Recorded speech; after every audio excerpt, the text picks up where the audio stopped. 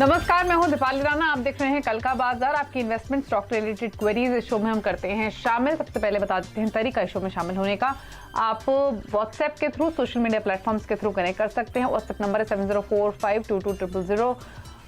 इसके अलावा आप सोशल मीडिया यानी फेसबुक, ट्विटर पर जाइए CNBC आवाज के हैंडल पर और इस शो को देख भी सकते हैं। अपने क्वेश्चन पोस्ट भी कर सकते हैं #AskAwaz लिखकर। आज मार्केट में क्या हुआ उस पर एक नजर डालेंगे। उसके बाद आज के मेहमान से भी आपको मिलवाएंगे और लेंगे आपके सभी सवालों को। आज कारोबारी हफ्ते का मंगलवार था और बाजार में मंगल ही हुआ क्योंकि फेड आउटकम से पहले आज मजबूत संकेत थे ग्लोबल बाजारों से, जिसके बाद चौतरफा खरीदारी दिखी। सेंसेक्स ऑलमोस्ट 600 अंक चढ़कर बंद हुआ, हालांकि दिन के ऊपरी स्तरों से थोड़ा नीचे आकर, क्योंकि दिन के दौरान 60,000 के पार भी सेंसेक्स निकला था। निफ्टी में ऑलमोस्ट 200 अंकों की तेजी रही, 17,816 पर क्लोज हुआ। बैंक निफ्टी 564 अंक बढ़कर 41,468 पर बंद हुआ। सबसे ज्यादा खरीदारी बैंकिंग में, फार्मा, ऑटो स्टॉक्स में रही। इसके अलावा रियल्टी, मेटल्स, FMCG स्टॉक्स भी तेजी में ही थे। FIs ने क्या किया है वो भी एक बार आपकी स्क्रीन पर ले आते हैं। FIs ने खरीदारी की है ऑलमोस्ट 1200 करोड़ की और DIs की ओर से भी खरीदारी हुई 131 करोड़ की। आज आपकी सभी क्वेरीज को आंसर करने के लिए हमारे साथ sharmilajoshi.com की शर्मिला जोशी मौजूद हैं। शर्मिला जी नमस्कार, स्वागत है आपका। तो पहले तो एक व्यू ले लेते हैं मार्केट्स पर शर्मिला जी का और उसके बाद आपके सवाल करेंगे शामिल। ये फेड जो 75 बेसिस पॉइंट की दरें बढ़ाएगा, जो अनुमान लगाया जा रहा है, ये मैक्सिमम सिनेरियो में ऐसे ही डेवलपमेंट होगी? इसके कितने लाइकली चांसेस है? थोड़ा भी इधर उधर हुआ, कमेंट्स हो या फिर कोई स्टांस हो, तो क्या कोई रिएक्शन नीजर्क हम देख सकते हैं इक्विटीज में? बिल्कुल। आई थिंक कि जैसे कि आपने कहा कि एक जिस तरह से इन्फ्लेशन आंकड़ा आया था पिछले आई थिंक एक हफ्ता पहले, वो उम्मीद से ज्यादा था, तो उसको लेकर अब मार्केट में ये उम्मीद है कि 75 बिप्स का हाइक होगा। So I think that is sort of accounted for. तो ज्यादा नजर जो रहेगी वो कमेंट्री पर रहेगी, because at the end of the day मुझे लगता है कि दिसंबर तक हमें थोड़ी और क्लैरिटी मिलेगी इन टर्म्स ऑफ जो बात चलती रहती है कि सॉफ्ट लैंडिंग होगी, हार्ड लैंडिंग होगी, whether there is fear of recession, किस तरह से चीजें आगे पैन आउट होगी यूएस में। तो इन सब चीजों को लेकर डेफिनेटली आई थिंक अनसर्टेनिटी है और ये पर्टिकुलर फेड मीटिंग में आई थिंक 75 बिप्स का इतना रिएक्शन हमें नहीं मिलेगा शायद मार्केट में, जितना कि कमेंट्री का मिल सकता है। सो आई थिंक क्लियरली फोकस ज्यादा कमेंट्री पर रहेगा। ओके, तो ये आपको मिला है आउटलुक मार्केट पर। चलिए अब बिना देरी के क्वेश्चंस भी ले लेते हैं। राजेंद्र डुगर हमारे साथ मौजूद है सूरत से। राजेंद्र जी नमस्कार, बताइए अपना सवाल। हाँ नमस्कार मैडम, मेरे पास इकरा के 30 शेयर्स है at the cost price of 330 पर शेयर। तो इसको क्या मैं अगले 5-7 साल के लिए रख सकता हूँ? क्या ये मेरे IPO में अलॉटमेंट मिला हुआ है? IPO का अलॉटमेंट 330 का भाव 4000 पर कर रहा है ट्रेड। क्या कहेंगी अब इनकी इस इन्वेस्टमेंट पे शर्मिला जी? See, first of all, I think he is very lucky क्योंकि बहुत बार IPOs इतना अच्छा रिटर्न नहीं देते हैं, because आजकल this after we've had this कि आप प्राइसिंग आप तय कर सकते हैं। हम अक्सर देखते हैं कि IPO की प्राइसिंग इस तरह से होती है कि काफी पॉजिटिविटी उसमें ऑलरेडी कैप्चर हो जाती है, लेकिन इकरा ने उनको बहुत अच्छे रिटर्न्स दिए हैं। वो अगले 7-8 साल के लिए बात कर रहे थे, तो मेरा सिर्फ उनको इतना ही ये कहना है कि जैसे उन्होंने अभी ये रीविजिट किया है 2-3 साल के बाद, उस तरह से वो स्टॉक को रीविजिट करते रहे, बिकॉज आई थिंक आजकल इस तरह का एनवायरनमेंट है कि चीजें बहुत जल्दी बदल सकती है all around. So for now it definitely seems कि एक अच्छे विकेट पर है इकरा, क्योंकि जिस तरह से रेटिंग एजेंसी की मुझे नहीं लगता कि उस तरह के बिजनेस को कुछ बहुत ज्यादा meaning there will always be a demand. लेकिन हैविंग सेड दैट मुझे लगता है कि उनको रीविजिट करना चाहिए स्टॉक को, लेकिन फिलहाल डेफिनेटली बनेगा। ओके, होल्ड कीजिए फिलहाल, यही सजेशन है। रितेश है हमारे साथ अगले कॉलर, रितेश चौहान इंदौर से। नमस्कार रितेश जी, बताइए सवाल। मैम मेरी अडानी गैस की होल्डिंग थी मेरी जून की लास्ट ईयर, और मैंने 1251 रुपए पे खरीदे थे। और अभी क्या करना है उसको? तो अभी तो आपको मुनाफा काफी अच्छा है अडानी गैस में, 1251 की बाइंग है। हालांकि ये स्टॉक बहुत चला है, 3 डिजिट से ये हाई 4 डिजिट्स तक गया है। क्या सजेशन रहेगा, लेना है प्रॉफिट से होल्ड करना है अभी भी अडानी टोटल गैस? जैसे कि आपने कहा कि ये स्टॉक बहुत चला है और अगर आप वैल्यूएशन के हिसाब से देखें तो जरा भी कंफर्ट नहीं है क्योंकि पी काफी ऊपर चला गया है। बट एक चीज हमेशा ध्यान में रखनी होती है मार्केट में कि अगर आपके स्टॉक में मोमेंटम है, स्टोरी में मोमेंटम है, तो बहुत जल्दबाजी करनी नहीं चाहिए बेचने में। तो आई थिंक जिस तरह से उन्होंने अभी राय ली है उसी तरह से वो राय लेते रहे, लेकिन फिलहाल जिस तरह से पूरे अडानी ग्रुप शेयर्स में एक मोमेंटम है, उसके साथ साथ आई थिंक जो डेवलपिंग स्टोरी है गैस और ऑल्टरनेट फ्यूल्स को लेकर, वो भी एक आई थिंक वो भी एक it's sort of a good theme to be invested in. तो इन चीजों को ध्यान में रखते हुए उनको मेरे हिसाब से अभी के लिए होल्ड करना चाहिए।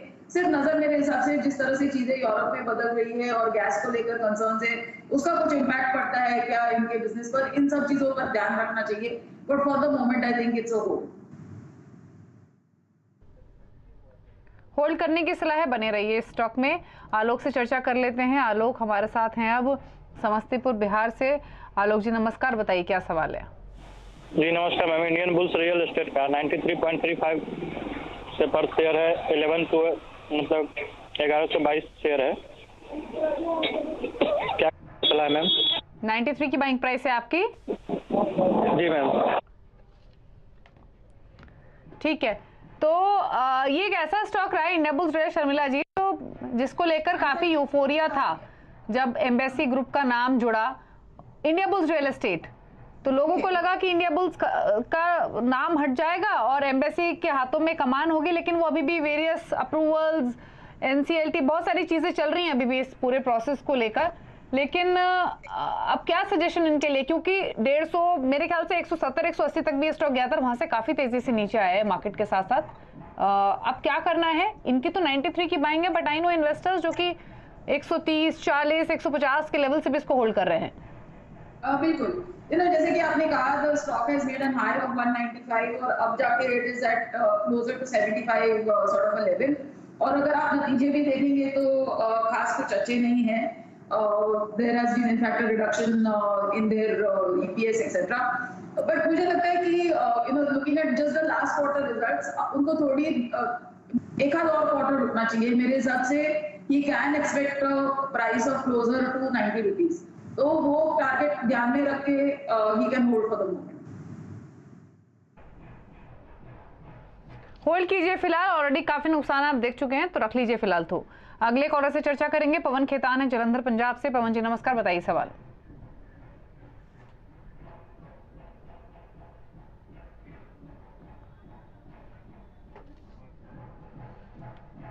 चलिए, पवन जी को शायद ऑडियो नहीं जा रही है, सवाल ले लेते हैं। MRPL पर उनका सवाल है। शर्मिला जी, 150 स्टॉक्स हैं, खरीदारी का भाव 120, 68 पर कर रहा है ट्रेड, तो है लॉसेस काफी, ऑल द क्वांटिटी कम है, क्या करना है? So, very honestly, जैसे इकरा का सवाल था और अब ये मारुति का सवाल है, bought at 120 और 125, something like that, right?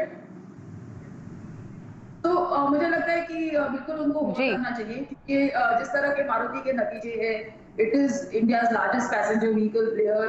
और आई थिंक जो चीज सिर्फ मुझे अच्छी नहीं लगी है मारुति की पिछले 1.5-2 सालों में कि उनका जी MRPL की बात हो रही है। I'm sorry. मुझे लगता है कि MRPL उनको सेल करना चाहिए। और इनका बाइंग प्राइस भी मैं रिपीट कर दूं एक बारी प्लीज, और बाइंग प्राइस भी इनका 120 का है। मुझे लगता है कि उनको MRPL से निकल जाना चाहिए क्योंकि मुझे लगता है कि इस तरह का जो सेक्टर है और फिर आज जिस तरह का विंडफॉल टैक्स वगैरह को लेकर कंसर्न्स है, और मुझे लगता है कि उनको इस स्टॉक में से निकल जाना चाहिए। It's a cell. सेल की सलाह है MRPL पर। राजेश हैं हमारे साथ, BK राजेश पुणे से। गुड इवनिंग राजेश जी, पूछिए अपना सवाल। Good evening madam, my name is Brajesh Kumar and मेरे पास कैनरा बैंक का 100 शेयर्स है at the rate of 212 and SBI का 100 शेयर्स है एट द रेट ऑफ 320। तो अभी आगे इसका क्या करना है?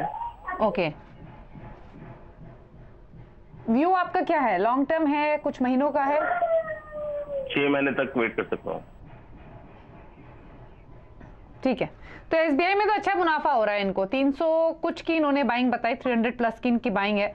550 के आसपास ट्रेड कर रहा है। कैनरा बैंक 212 की बाइंग बताइए, 248 पर है। तो हैं तो दोनों मुनाफे की पोजीशन, मुनाफा काफी स्ट्रांग है एसबीआई में। क्या व्यू रहेगा शर्मिला जी 6 मंथ्स के होराइजन से? एसबीआई और कैनरा बैंक ये दो स्टॉक्स है, करेक्ट? जी, दोनों पर होल्ड की राय है। एसबीआई मेरे हिसाब से 6 महीने से, एक्चुअली दोनों stocks I think investment horizon 6 महीने से ज्यादा होना चाहिए, बिकॉज आई थिंक कि बैंकिंग एज अ सेक्टर बहुत मोमेंटम पकड़ रहा है, और with in the banking space I think PSU banks पर काफी इन्वेस्टर्स का फोकस है, बिकॉज यहाँ पर हमने देखा है कि numbers have been better, profitability has been better, NPA जैसे नजर आ रहा है कि कंट्रोल में है। कैनरा बैंक आई थिंक थोड़ा हमने ये क्वार्टर में एनपीएस में राइज देखा because of some legacy issues, but overall I think जिस तरह का प्रॉफिटेबिलिटी पर बीट आया, और एसबीआई तो I think is the largest PSU, largest bank in the country, तो उसमें तो आपको होल्ड करना ही है। तो एसबीआई मेरे हिसाब से तो एक it is really a portfolio stock, और कैनरा बैंक आई थिंक आपको कम से कम आपका होराइजन 1 साल का रखना चाहिए। होराइजन थोड़ा सा बढ़ाइए, होल्ड कीजिए दोनों ही स्टॉक्स को, यही सजेशन है। अब हमारे साथ अगले कॉलर हैं आशुतोष नागौरी गांधीधाम से। आशुतोष जी नमस्कार, बताइए क्या सवाल है आपका?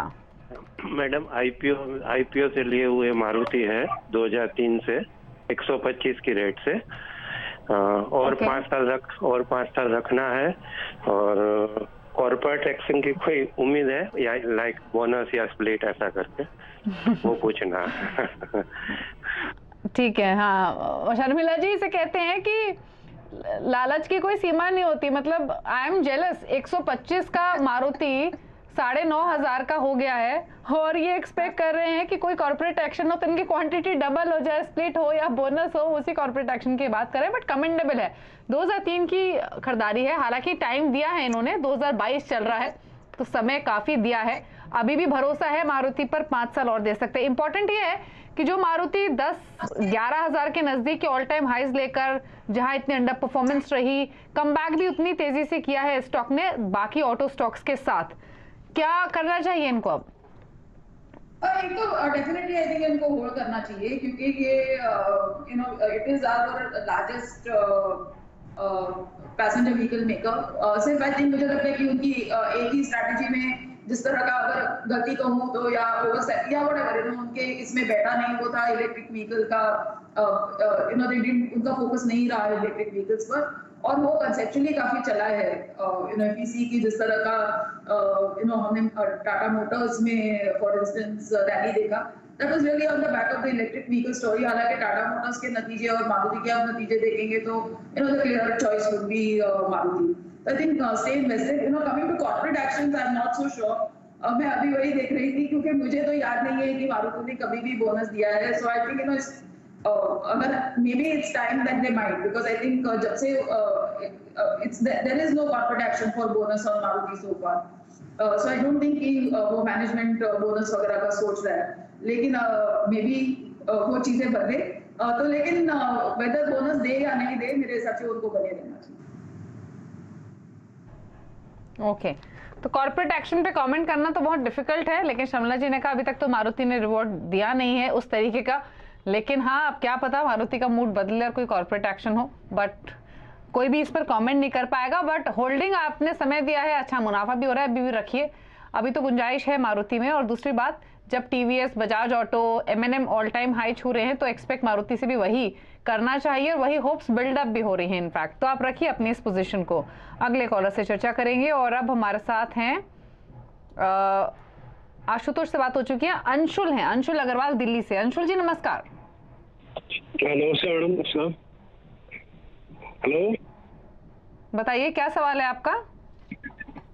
मैडम मैंने एशियन पेंट के 74 शेयर ले रखी है। किस भाव पे खरीदे आपने? 3,404। 3,404, 3393 पर ट्रेड हो रहा है। तो ये आपने क्या ट्रेडिंग के लिए लिए हैं या इन्वेस्टमेंट है? शॉर्ट टर्म 2 महीने के लिए टाइम दे सकता हूँ, 2 महीने शॉर्ट टर्म के लिए लिए मैंने, बना रहा हूँ या निकल जाऊँ तो अभी 2 मंथ्स के लिए है। ठीक है, पूछते हैं शर्मिला जी से। शर्मिला जी हालांकि लॉन्ग टर्म कमेंट देती हैं, लॉन्ग टर्म इन्वेस्टमेंट्स पर शर्मिला कुछ कहना चाहेंगे? 2 महीने के लिए एशियन पेंट्स खरीदा है 3400 के भाव पर।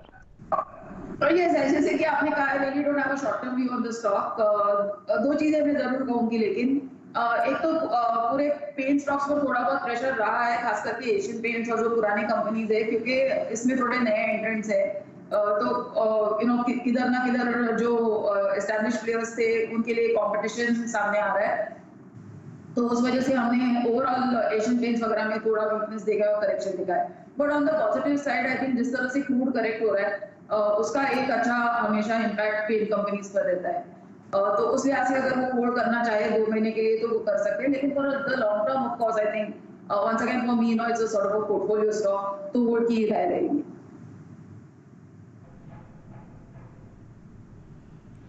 मनोज हैं गुड़गांव से हमारे साथ। मनोज जी नमस्कार, बताइए क्या सवाल है आपका?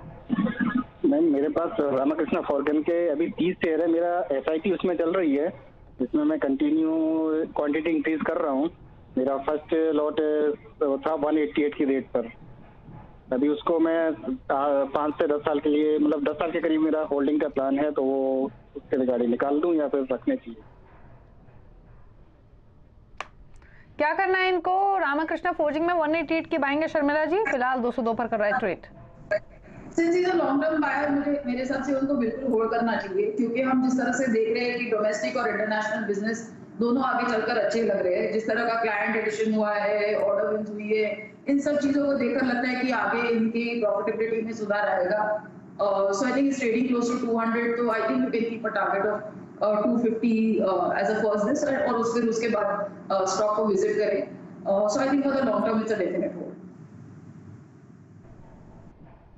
ओके, अगले कॉलर से बात करेंगे। गणेश है हमारे साथ मुंबई से। गणेश नमस्कार, बताइए सवाल।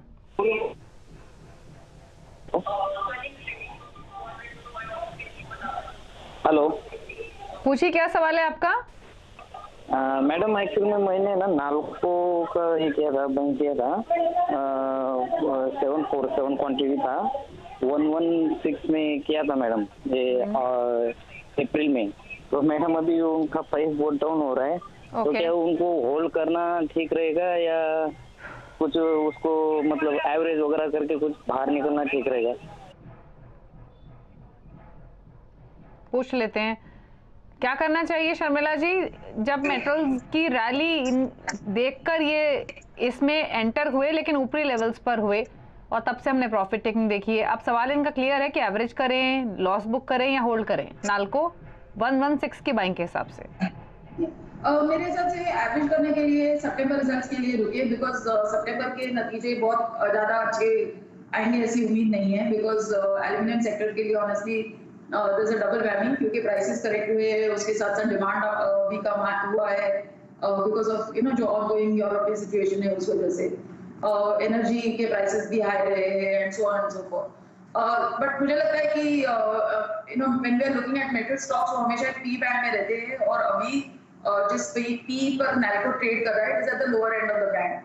तो शायद आपका इन्वेस्टमेंट का समय ज्यादा हो सकता है, बट मेरे हिसाब से ये वो प्राइस नहीं है जहां पर आपको स्टॉक को बेचना चाहिए।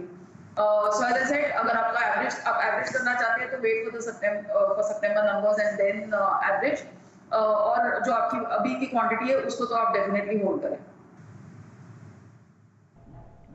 ठीक है, चलिए तो होल्ड करने की सलाह है, यही सजेशन है आपके लिए। रुकने हैं ब्रेक के लिए, ब्रेक के उस पार बहुत सारे सवाल हमें आ रहे हैं ट्विटर पर और फेसबुक पर, उनको करेंगे पिक एक ब्रेक के बाद।